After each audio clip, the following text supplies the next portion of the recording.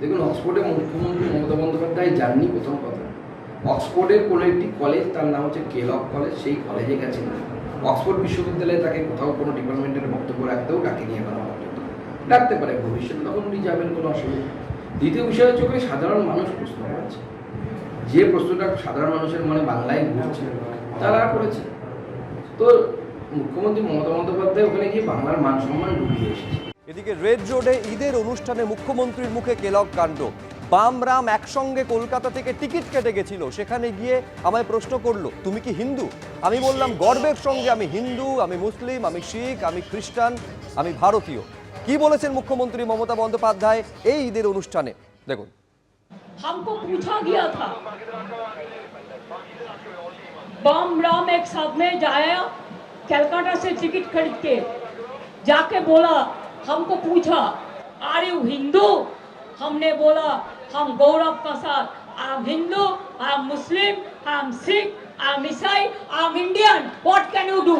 ये शर्म का बात है, दुख का बात है, जो लाल पार्टी पहले बड़ा बड़ा बात करते थे सेकुलरिज्म का, आज लाल और गेरुआ एक हो गया।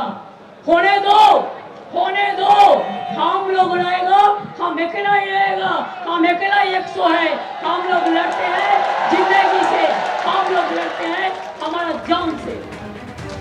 মুখ্যমন্ত্রীর এই বক্তব্য নিয়ে বিরোধীদের কি বক্তব্য, কে কি বললেন, দেখুন।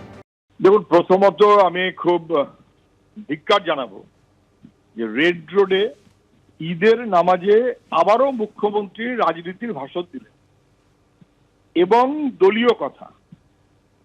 উনি মহান এবং সেই কারণে সবাই যেন ওকে ভোট ঠোট দেয়, এই মনোভাবে উনি যেভাবে ঈদের নামাজকে ব্যবহার করেন, এটা কার্যত অসভ্যতা বলে আমি মনে করি।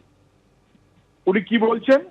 উনি বলছেন অক্সফোর্ডে রাম বাম একসাথে টিকিট কেটে গিয়ে ইত্যাদি ইত্যাদি।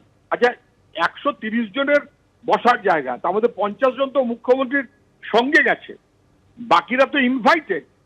পিছনের ছাত্ররা যখন অভয়া নিয়ে অথবা টাটা ইত্যাদি নিয়ে, পশ্চিমবাংলা নিয়ে একের পর এক উনি মিথ্যে বলছেন, তো স্বাভাবিকভাবেই প্রতিবাদ করবে। প্রতিবাদ করাটা তো স্বাভাবিক। প্রতিবাদ বন্ধ হয়ে গেলে গণতন্ত্র বন্ধ হয়ে যায়, এটা কখনো হতে পারে না।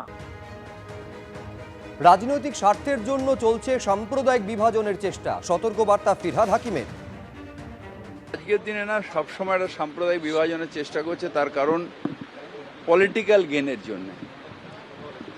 কিন্তু মানুষ সাম্প্রদায়িকতাকে দেয় না, যারা করেন তারা মূর্খ।